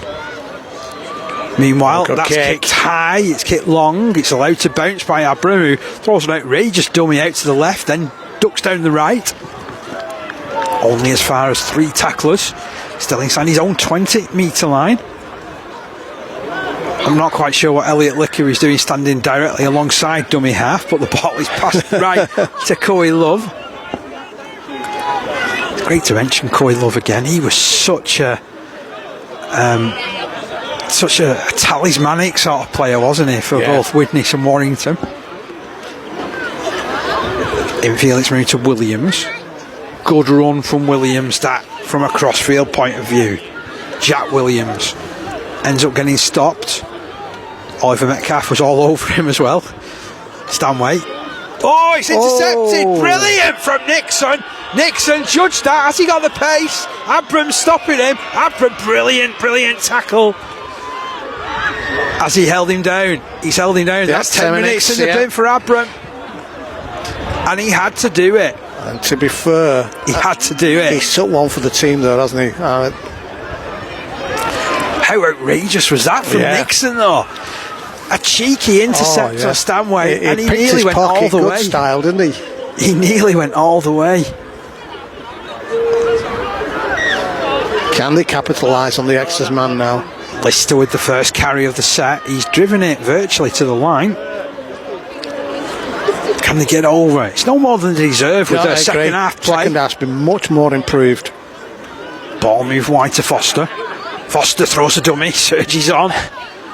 Yeah, I can see why you mentioned there's definitely a little bit of a Danny Cassidy about him. He's a schemer. Yeah. He's a schemer. He's in everything, isn't he? Oh, no look pass. Trying to crash their way through. Joel Baker. He's just knocked on as well. And look at what that means to Crosfields. They've all dived in. They're all slapping backs. They're all congratulating each other on the tackle. And meanwhile, the player's injured there. Good sportsmanship shown by Crosfields there. Again, then to turn round. Just check the player's okay.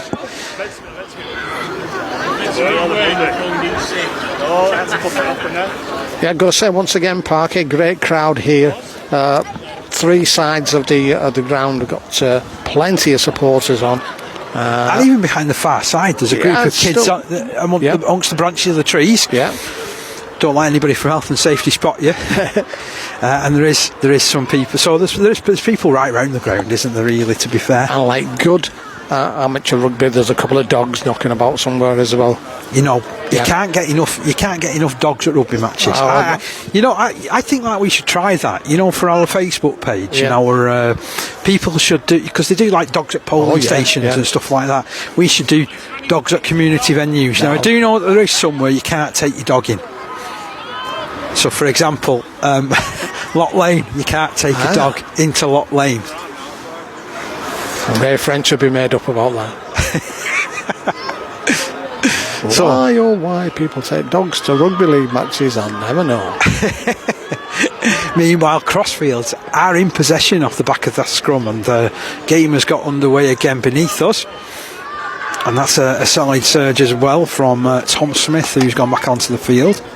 Not too sure about him, the way he cleared the ruck, but he's got away with it. And Walker gets away from a couple of challenges. He's a stepper, he's a runner, he's ducking, he's diving. and he still makes 15 metres forward. It's hard to describe just how many players that he managed to beat there, but I think it must have been about 5 with his movement. Comes down this right side to Steele. Short pass there for Liku. Lovely who ball hands it from on Liku. to Coe Love. Coe Love kicking for the infield. Will it bounce in favour of Steele? He's picked it up. He's got players on him, but he offloads to Stanway, who puts a brilliant pass out, and it's going to be jogged in, and they're going to score. I think it's Lomax again that's scored. Let me just double check. It is. It's Ben Lomax who scored. That was a brilliant piece of play. Lovely ball there from Liku. For a big man. For a big man, that was absolutely... And to be honest, he tried his best to support that as quick as he could. How attractive was the passing movement, though? And it was, and then the little kick from Coe Love infield for Steele. The way that he was able to compose himself as that ball was bobbling all over the place.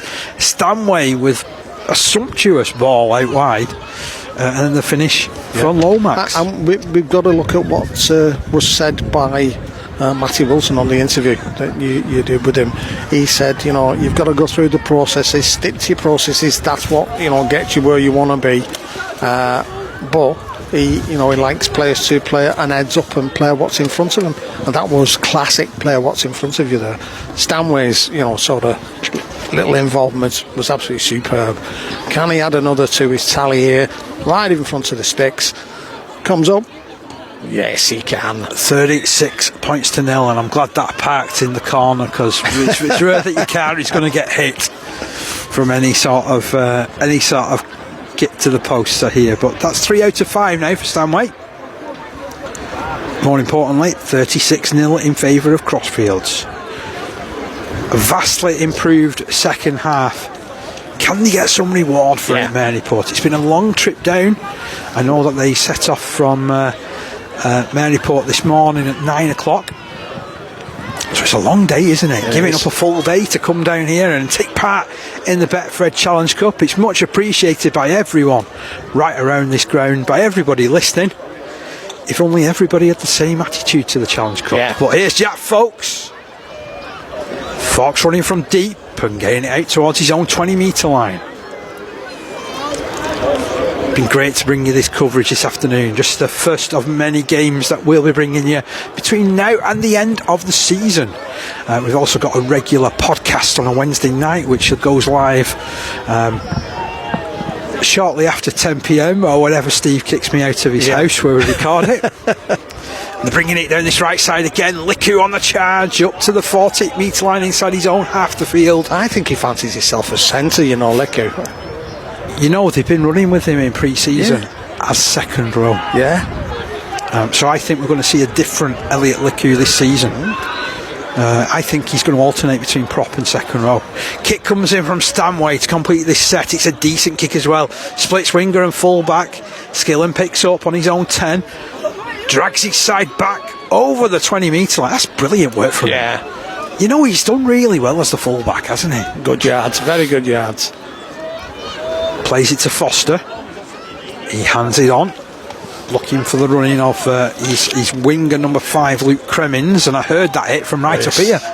I don't know whether you heard it back at home, but flipping heck, that was tough. I think I need to briefing after hearing that. Danny Herbert with the next carry for Maryport. Ball to be played now to Ethan Williams. Foster with his DNA all over it. Hands on to Woodall. The defence moved in quickly on him. I just feel with Crosfields, with the way that they stack the middle, any team that gets 2 quick passes on them can get a little bit of space, can't they?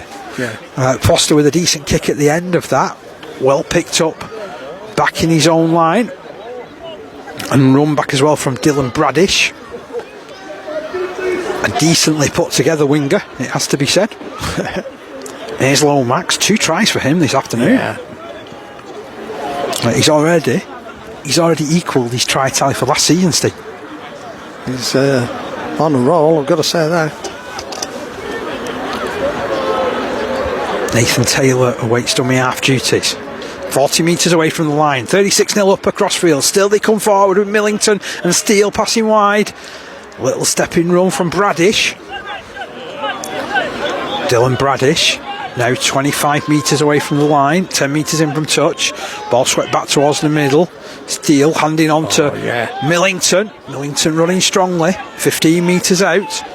There's got to be players out wide that want the hands on the ball as Stanway takes it into contact, feeds it wide, bullet pass, they're in.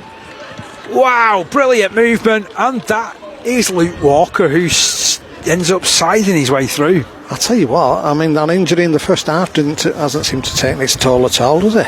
I've never reached those sort of pace. That's a great run as well from Luke Walker. 7 tries in 15 appearances last season, 1 in 1 so far in 2025. A try which comes 67 minutes into the game. Lovely ball again from Stanway, and he's guided the match for me for Crosfields. His kicking game's been great. His passing's got more expansive as the game's gone on. You're not going early for your man of the match, are you? No, but I'm just saying he's controlled things really, really well. But he's got to have the players to control, hasn't he? That's the thing. And they've got to do their part as well. Was lining up to see if he can add his. Will it be 4th if he can get this back? It would be, yes. Just 10 metres in from touch, so it's his most difficult kick for a while. Currently 40 points to 0 in favour of Crosfields. They have shown their experience. They've shown why they were a playoff contender last year, haven't they? Oh, these kicks again. 4 goals now for Brad Stanway. 4 from 6. I think they must have given Stanway a bit of stick on that far side. He put his fingers to his lips as he went back, just telling the crowd to hush. 42 points to 0 now in this Challenge Cup tie. BetFred Challenge Cup round 1 tie. Hope you're enjoying the coverage this afternoon. We've loved bringing you this game. Yeah, it's been great to get back out again. You know what? I feel like I've been in pre-season mode. I've tripped up over a couple of words. Even it's been a bit. He's picked up by Liku into the backfield. Look at the big fella go. He pops the ball out as well. This could be a sensational try directly from the kickoff. Liku with his DNA all over it, handing the ball on, and Nathan Lyons beating the rest. Now, that was a cute little kick-off from Maryport. You could see what they were trying. They tried, I believe if we were talking American football, that would be like an on-field kick, wouldn't it? Because he was kicking it out to the side where he thought there was players that were after it, and they were. But the ball, like a rugby ball does, took a turn for the worst as far as he was concerned, straight into the arms of Liku, who turned back the clock and handed on for Nathan Lyons. I hope that with 2 VO sticks here, that is going to be put on social media. Yeah, try. Very much. We've raved, or I've certainly raved about him all afternoon. The metres he puts in, the tackles he takes. Then he's moved out here to this right-hand side. That's jokingly we said he was a centre. My God, he went like a centre then, didn't he, when he made the break? And the cuteness there to find the offload and put the man under 6. Absolutely brilliant. 46 points to 0. I lost my voice there. See, this is another thing about early season games. You've not conditioned your voice. Oh, I see. Yeah. So I'm sorry to everyone at home. I found another octave there. I think it's like, you know, when you go Alexa and it suddenly lights up. But you've just switched on God knows how many devices across the country now. There's probably dogs that could hear that commentary then. Anyway, in comes Stanway. Can he add extras again? Has he found the golden boot? Oh, he certainly has. What a kick. He's found his range now. 5 from 7. 48 points to 0. Absolutely fantastic. But yeah, these are the games that we look forward to, aren't we? Well, 2 teams do very rarely, if ever, have played each other before and get put together in the Challenge Cup. And they haven't let themselves down here, Maryport, by any stretch of the imagination. They have given their all. And there's some players that we could go through that would be in with a shout of player of the match performances, despite the heaviness of this scoreline against them. But Crosfields, they've got confidence running through their veins now, haven't they? Yeah, I think once you get a big score on you've racked up the points, that it gives you a little bit of breathing space, so you can try things that you may not try. If they come off, they're absolutely spectacular. If they don't, it doesn't really matter in that respect. But they've gone through the paces and they've done what they've done. Nixon and Williams doing well in defence there earlier in this set, but it's out with Liku now, charging at the line again, bouncing through the defence up to the 40-metre line inside the Maryport half the field. Ball played to Taylor, he turns it in field and Fawkes gets his hands on it. Taylor again, this time he'll find Stanway. Stanway's got 3 options and picks the most difficult one. It goes out wide, they're surging down the wing. Is this a hat trick for... It's not a hat trick, it's a brilliant tackle. I thought Lomax had just about stretched out. You're right. But it was a fantastic tackle out on that far side. Oh, I tell you what, they've done well to deny Crosfields about 3 or 4 extra tries here, haven't exactly. they? Maryport. Valiant defence. And now Maryport with a chance to attack. They're inside their own 30-metre line. That was Joel Baker. Now this is Woodall over that 30 now. Ethan Williams looking round, checking left and right. Looks like it's going to the right hand side, and it does, to Nixon. He's been inspirational at times with Ellis Nixon. Been a superb effort from him.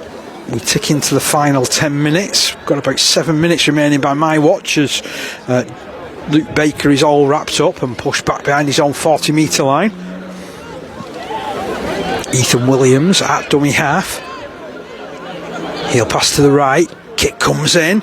Oh, it's a big kick as well from Nixon. Good kick, yeah. That's a really, really good kick. It's got to be a good chase though, hasn't it? Staggered. Bit of space here for Abram. Eventually the tackle does come in, and leading the way was the man who kicked it, Nixon. Coelho with a hit and spin. I think it was an unfortunate hit to the ground as well for Joel Baker. He seems to be okay, but they're flooding forward again here, Crosfields. I think there's more points on here. I think you could be right.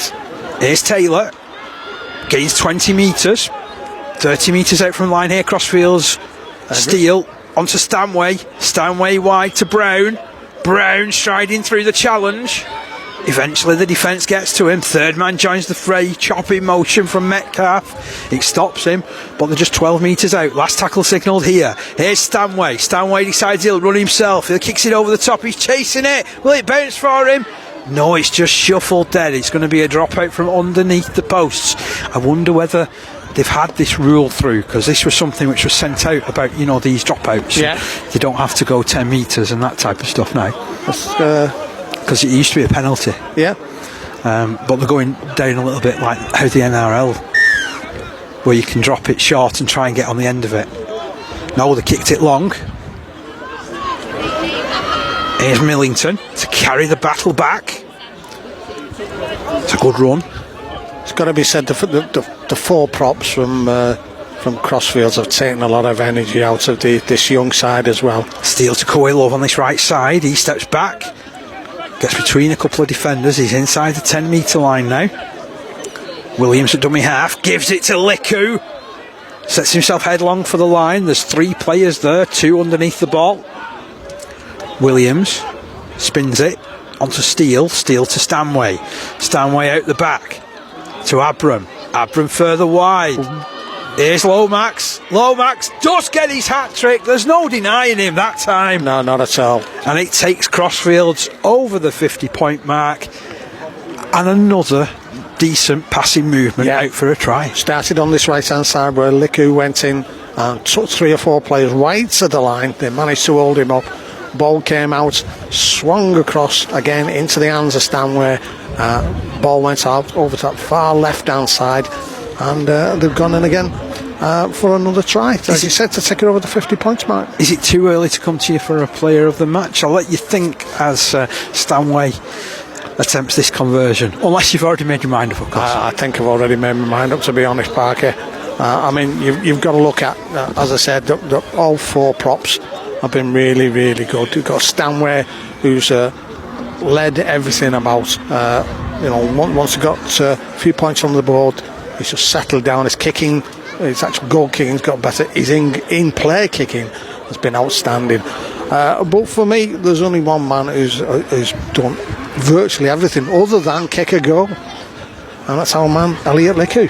So Elliot Liku picks up Steve's player of the match for this one.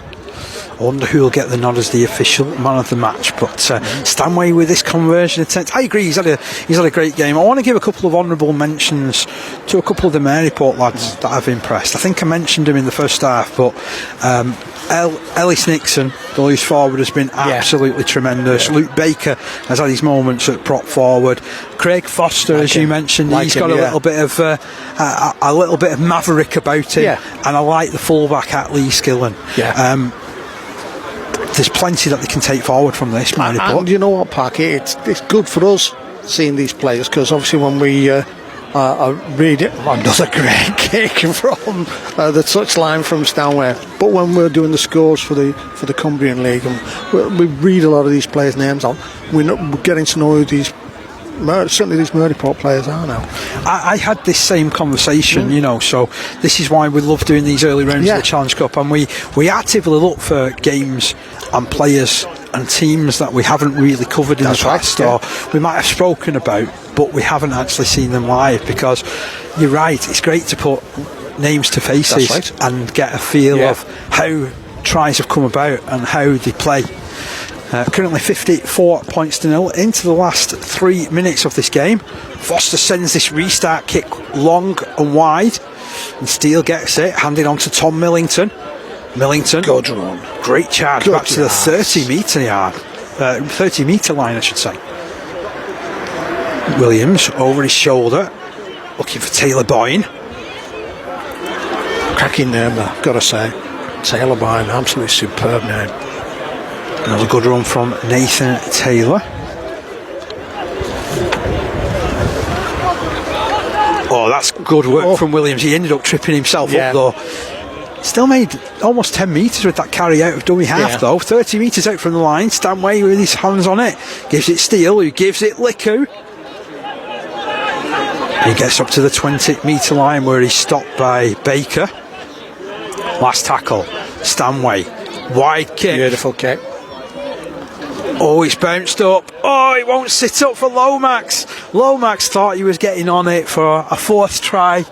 It's a knock-on. Is it a knock-on both ways? Referee gives the scrum to Crosfields, so he's right. He's ruled an initial knock-on there. Really unfortunate, by the way, I've got to say, for the number 16 from Maryport, Ethan Harris. He got there, but couldn't quite take the ball in. And I tell you what, it's cold as well. It's cool, perhaps not minus temperatures like we had last week, which forced the postponement of most of the Challenge Cup, but it's certainly gone a degree or two cooler since we started broadcasting this afternoon. Got to have a big shout for the referee, Liam O'Brien, who's ref this really, really well, I think. Yeah, we've not really spoke about him, which is always a good thing, as Coy Love goes for the line. There is a penalty there, though. A player tackled off the ball. Something else that he spotted, so this is going to be a penalty directly in front of the posts.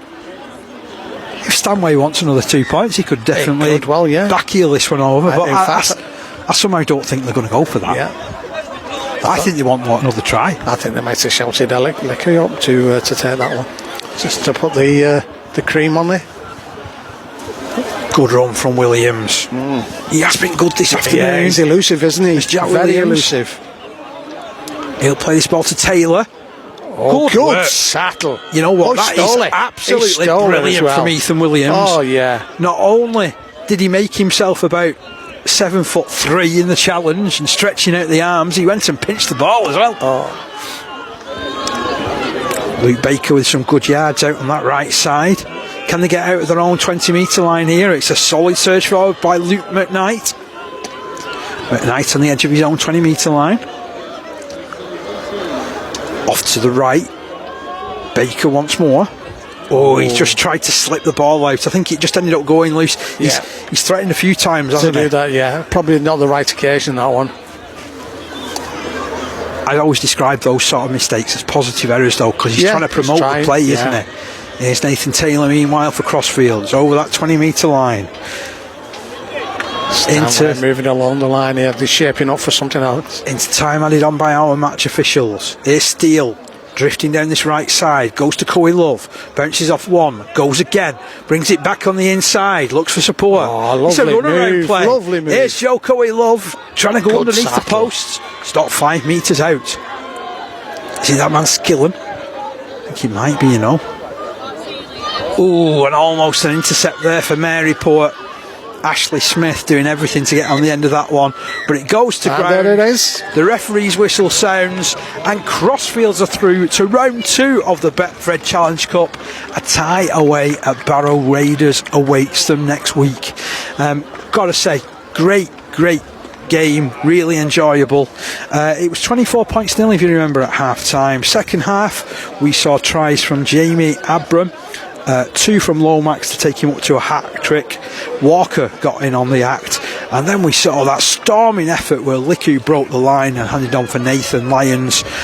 Brad Stanway definitely found his range and his reason. 6 goals in the end from him. He's finished 54-0 here, Steve. Yeah, you look at the scoreline and you think, that's absolute trouncing, isn't it? But from a game of rugby to watch and looking at the sides, you could see the difference, sort of physically in the sides. You saw age-wise, you saw the difference. And they played some really, really good rugby, Maryport. I mean, it's early days in the season, isn't it? I'm sure they'll go back and take a lot of positives from this, at the end of the day, because they come up with Crosfield sides, as you say, have been in that Division 1 for a while in the NCL. They've got some really, really great players in there who know how to play the game really, really well. And as an opener for us, really, really enjoyed it. I'm looking forward to coming back to here to Crosfield to cover some of the games, because I know some of the fixtures that they'll have. We should see some really good games. Yeah, they've got a couple of local derbies to look forward to over the course of the season, haven't they? We'll follow all the progress. It's been great having you along for the ride. Thank you ever so much for your support and for joining us this afternoon. Steve, thank you so much as well for your efforts. Pleasure, as always, Parker. We will sign off, and we'll hopefully have news of another Challenge Cup tie to bring you in the next few days. Don't go anywhere. Do tune in on Wednesday when we'll have all the fallout from this particular game, and we'll look forward to the next round. But this is us signing off. Whatever you're going to do for the rest of your Saturday, do enjoy. But it's Crosfields, I think, that'll enjoy their night. They've advanced in the BetFred Challenge Cup, and Maryport, well, they'll have a very, very good trip home as well. Take care.